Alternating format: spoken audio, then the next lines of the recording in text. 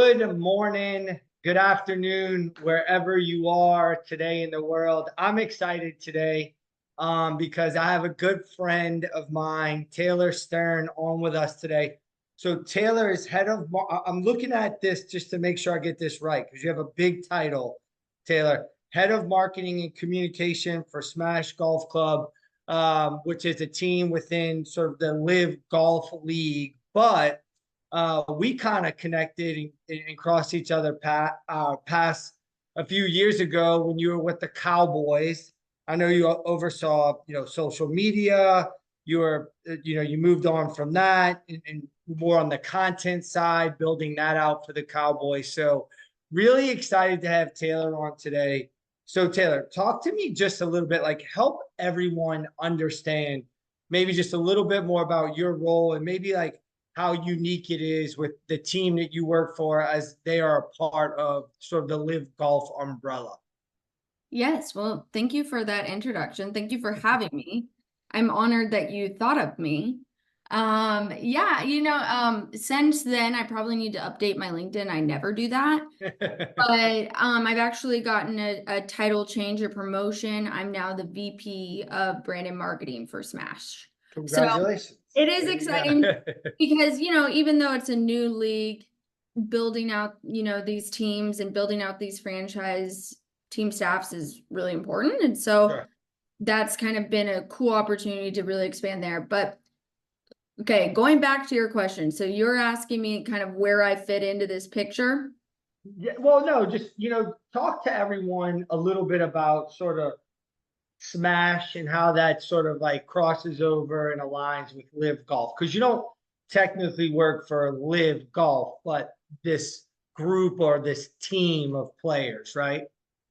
Yeah, why don't I better share the story of kind of like how I got to Smash, and then I think that will kind of paint more of the picture of the overarching layout of the league and Perfect. teams and the people involved. So I started working for Brooks Koepka, Sure. 5 major winner, big time golfer. I started working for him in 2018. And Yes. it was while I was still at the Cowboys, but it was on the side, and I kind of just started doing like his player social. And we just had an instant bond, and I think we worked really well together because we shared a passion for like authenticity. Sure. And so that kind of became like the ribbon that tied us together. And so for about 3 years, I kind of just worked for him on the side, didn't do a bunch.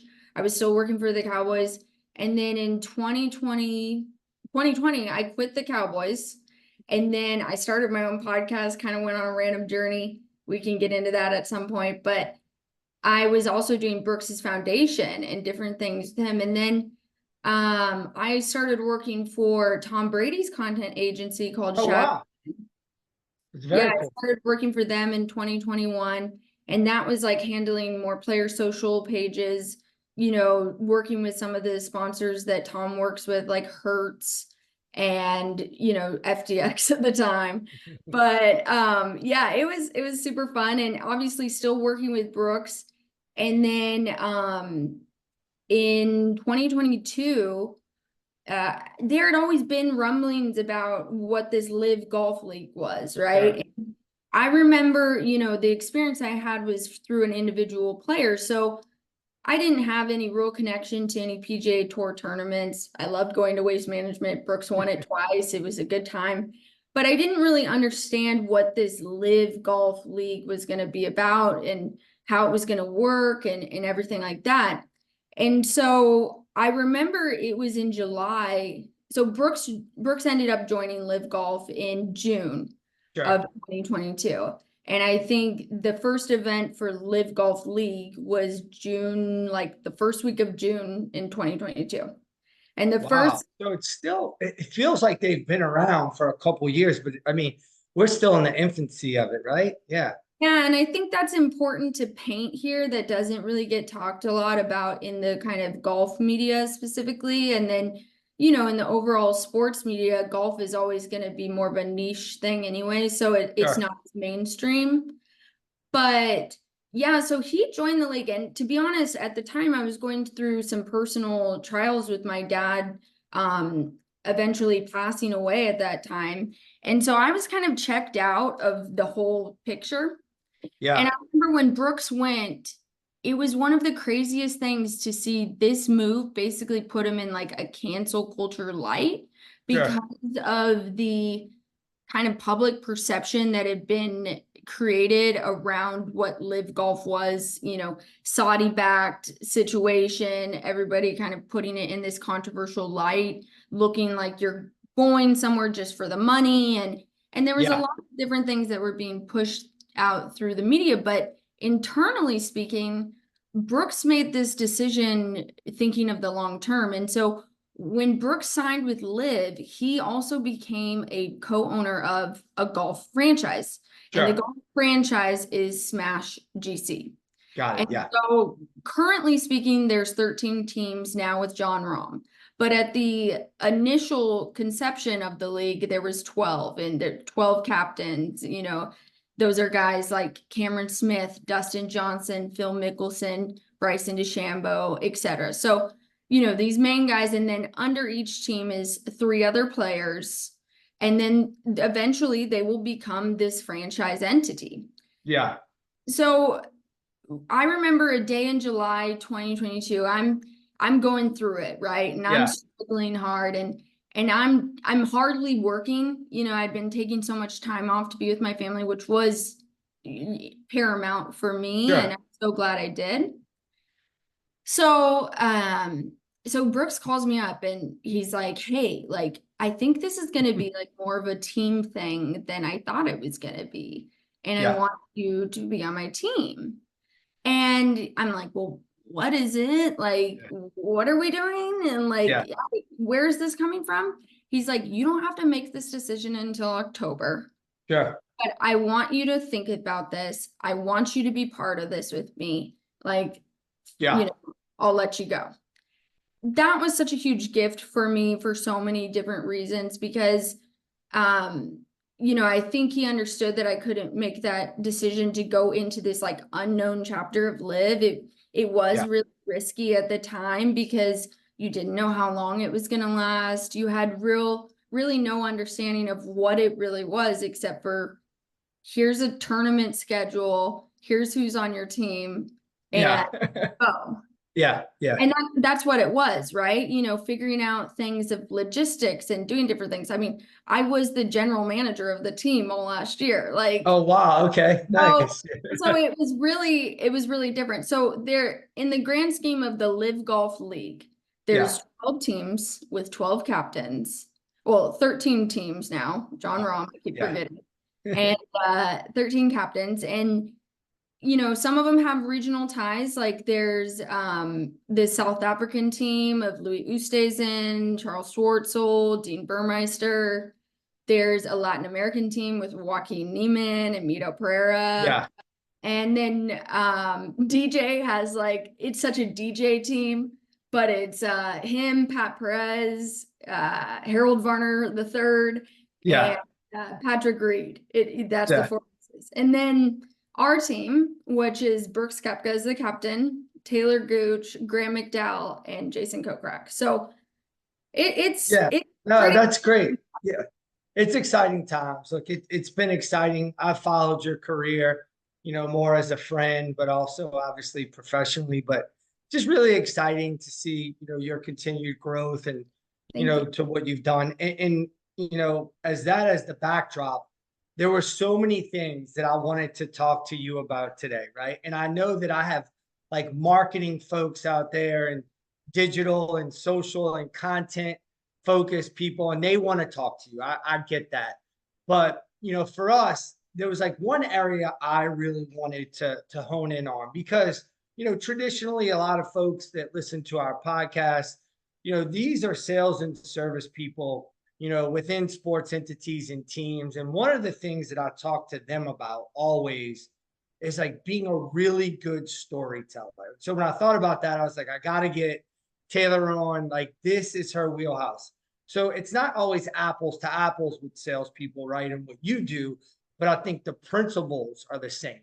And we started to talk about that, becoming an elite storyteller. And the first thing that I think sort of came out of our conversation which I thought was completely applicable, is like, Ryan, you need to understand your challenges, right? You need to understand where you sit today. And I think for our sales and service people, obviously, that's understanding the companies, the businesses, the fans that they work with at a deeper level. But like when you looked at the challenges, which I know you're going to touch on, which are like really big, like talk to me about that. Like, how do you understand your challenges? How do you go about that process?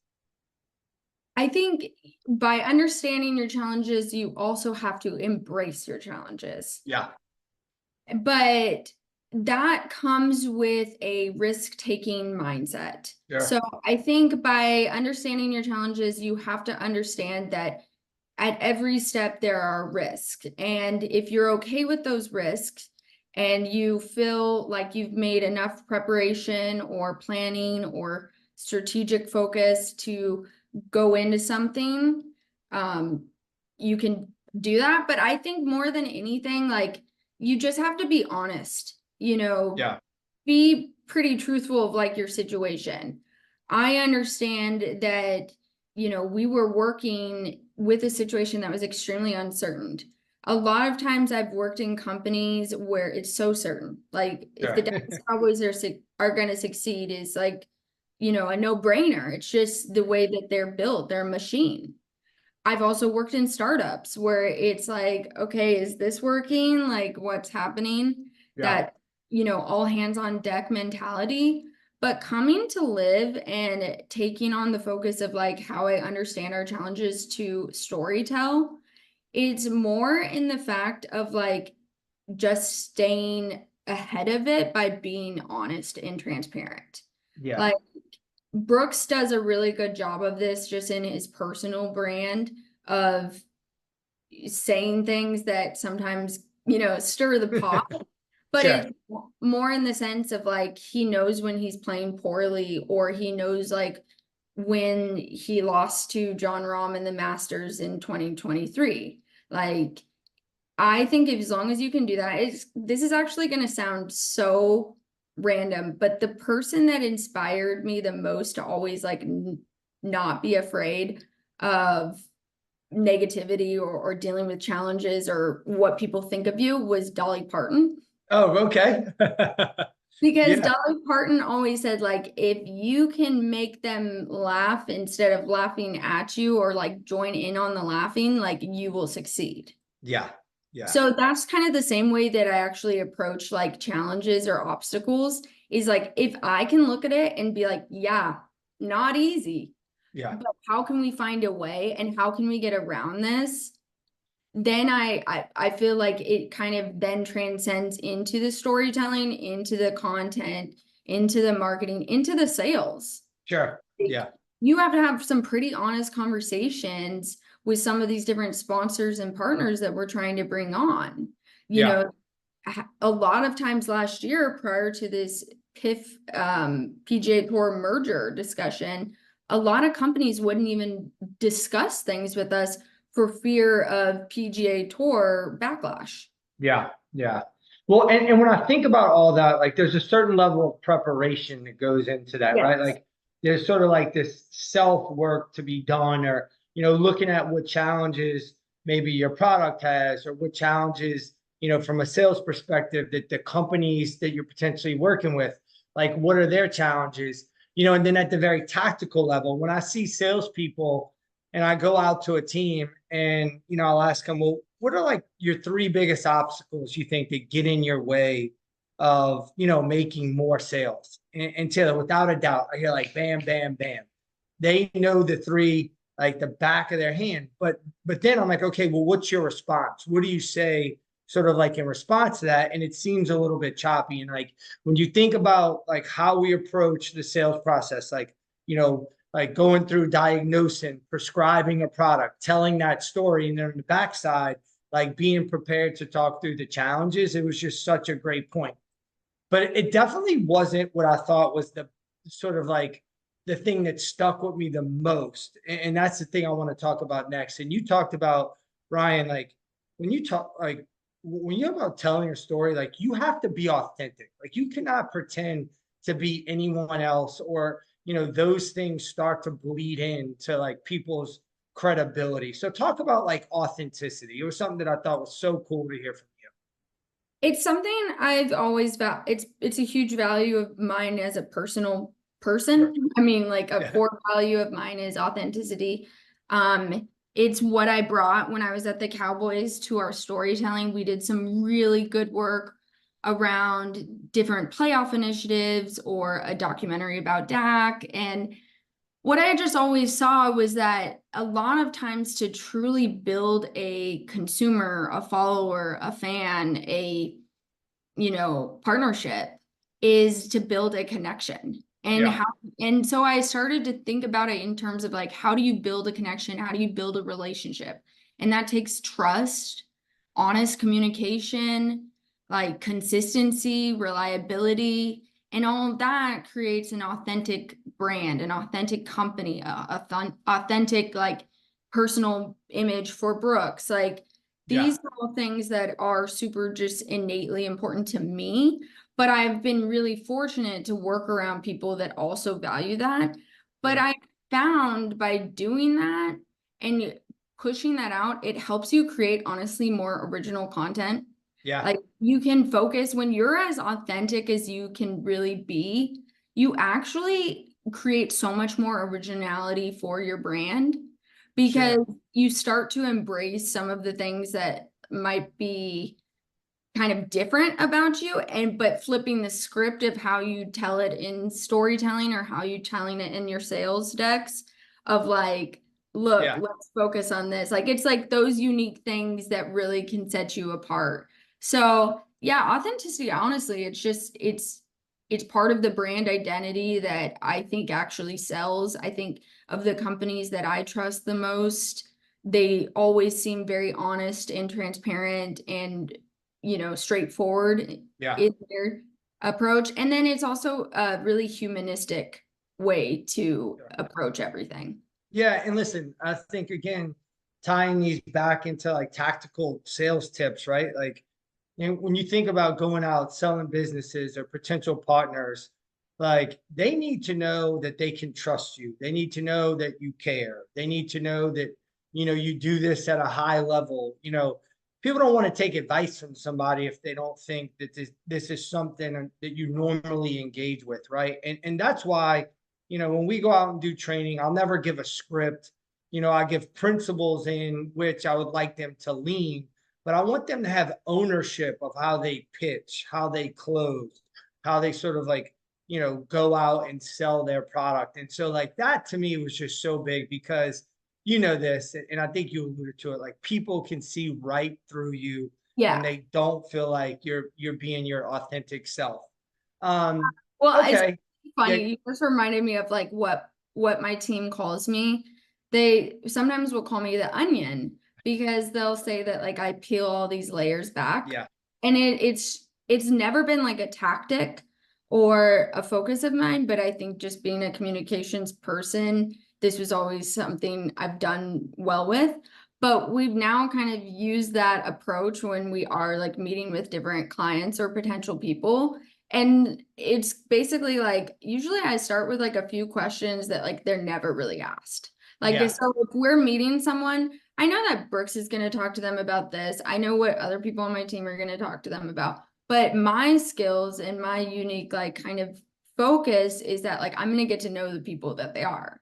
sure. And a lot of times what that does is again, like they start to get vulnerable with you and then you can kind of meet them where they're at. So it's like peeling the layers back of people and then like finding ways to relate it back to like your business and what you're selling is so much more powerful because a Yeah, lot of times you may be talking to somebody and trying to approach them on this, but if you take that direction, they may be like, you know what, I need to connect you to so and so. Oh, you sure. would really love this person. And like Yeah. just seeing that been like a really good expansive relationship tool. Yeah, no, thank you for sharing that. That's really helpful. And I think the other thing that we talked about was just sort of like having a creative mindset. And sometimes when you think about, sales and service people, they may be good in front of a room or they may be very personable or they may be good speakers or, one of those things. Um, but so often I think we forget, like we have to pull out the creativity in everything that we do, right? Like we can't just keep doing things the same way. And I want you to talk about sort of like how you get your creative juices flowing and how you approach being like innovative and creative. And I think we can tie that into what I want to see out of our sales and service people. Great. My quote that I think of when it comes to creativity is always "Innovate or Die" by the Disney Yeah, CEO Bob Iger. And that speaks to me at such a deep level because of the fact that in content creation and in creative work at all, it's funny, but sometimes you can get so stagnant because you feel like it's all been done before, yeah, or it's hard to get originality out of it. So for me to get my creative juices flowing, I think of like how we can better innovate things that have already worked. yeah, So by understanding like what's working for other companies, what's working for other brands, what's working for other teams, how can we add our personal touch, our style to that? I think is a creative focus of mine. I don't think of it in terms of like stealing things or not yeah, working on it. It's really taking things to that next level. yeah, That's where I've seen success in terms of everything creative that I've ever done.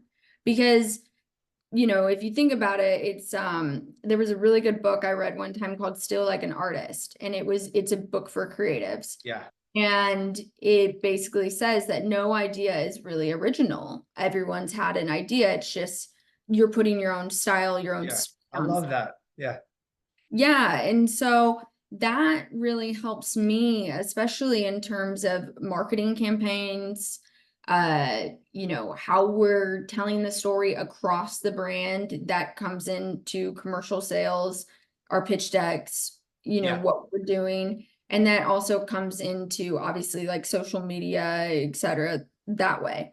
sure. But I'm always thinking like, how can we innovate on something and not being afraid to take on things that maybe no one's done, maybe a new social platform, Yeah, the, different approach to a billboard campaign or something like that. Like just doing it in a unique style because no one's not thought of an idea. It's just building yeah. it.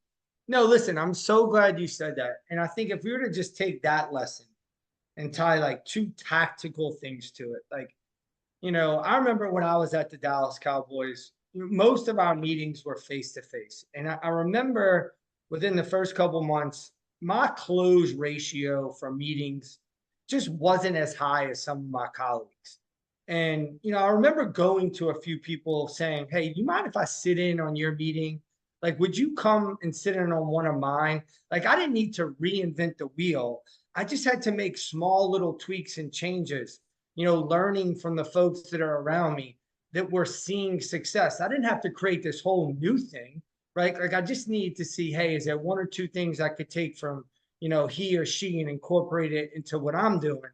But also, like, then you, like, after looking inwards, when you look professionally, you're like, wait, this isn't a reinvent the wheel situation, but let me sort of like look inwards on how I tactically handle face-to-face meetings. And it's like, hey, you know, I always sort of pitch my product or explain a club space or a benefit like this, and it doesn't seem to ever hit. Like, why don't I think about new ways to incorporate that into my conversation? Because I know that at that part in the conversation, like it just doesn't flow as good, or I see they're not digesting that information as well. And so I think it's just such a good point. Like, it doesn't have to be a total new thing, but take some ideas, look inwards. Like, and the content is out there. Like, I hope everybody comes and listens to this podcast. I hope you get your podcast back on. I used to love listening and watching that. I was just upset I was never invited on, but that's okay. I'm not bitter about it. But listen, Taylor, thank you so much today for all these little nuggets from a true like marketing expert that has done this at such a high level, that has shown how important storytelling is, and just really, really glad to have you on. did we leave anything out? Is there anything else you want to leave the group with today as it relates to storytelling? No, no, I think we covered it all. So I appreciate it. Thank you so much Awesome. for your kind words. I'm excited to listen to more. Yeah, and we're excited to see where Smash goes and where Live goes. And hopefully I'll be seeing you. And we talked about this. We need to Yeah. link up in Nashville for the Nashville tournament. But again, thanks Great. so much, Taylor. Really appreciate you. Have a great day. Thank you.